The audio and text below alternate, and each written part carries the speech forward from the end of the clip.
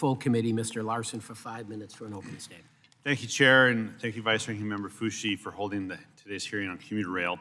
The BIL supercharged our nation's investment in passenger rail, providing $102 billion in planned funding for intercity rail and $108 billion for transit agencies. A significant portion of this can be used for commuter rail.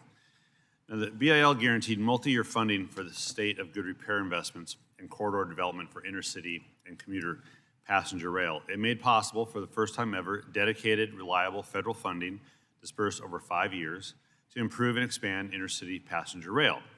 The transit agencies, Amtrak, the FRA, and the FTA are implementing long-term plans for passenger rail expansion and improvement, secure in the knowledge that the funding is there for the next 5 years.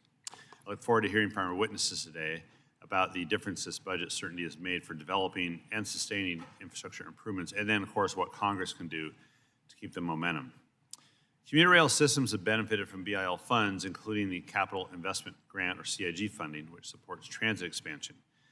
In my district, Sound Transit runs Sounder trains with 2 round trips every weekday between Everett, Mukilteo, Edmonds, and Seattle. Further south, the Sounder serves commuters between Tacoma and Seattle.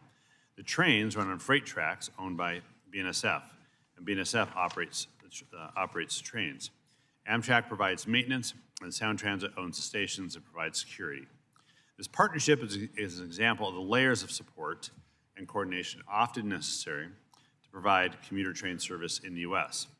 And even at the federal level, there are silos, though, with Federal Railroad Administration providing most of the regulatory oversight of commuter rail and Federal Transit Administration providing the bulk of the funding. So I look forward to hearing recommendations from the witnesses for the next infrastructure bill to make passenger rail funding and service more effective. Now, BIL passenger rail funding is creating jobs, it's growing regional economies, it's reducing congestion and carbon emissions, it's building a cleaner, a greener, safer, and more accessible transportation network. For example, the FTA announced over $631 million to replace 302 aging transit rail cars, including over $100 million for Metra in Chicago. That's just the beginning. This transformational investment in the BIL is a great start. I'm committed to ensuring reliable funding for long in the future. The BIL is also an investment in workers. Federal rail funding will develop a well-trained, diverse workforce to build, operate, and maintain intercity and commuter rail systems. So while commuter rail agencies have access to dedicated funding through transit programs, there's no similar guaranteed source of funding for intercity passenger rail.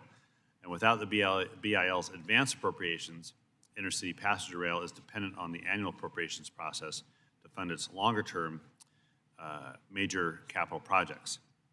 Since commuter rail often shares tracks with freight or intercity passenger rail, investments in commuter rail benefits those other partners. And the FRA's Consolidated Rail Infrastructure and Safety Improvement Grants, or CRISI, can be used to upgrade commuter rail property that is shared with Amtrak or freight rail, and the BIL guaranteed $5 billion in advanced appropriations for CRISI.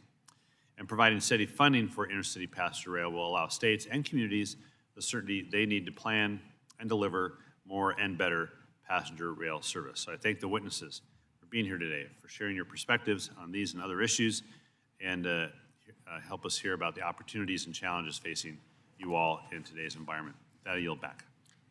The ranking member of the full committee yields. Again, thank you all for being here.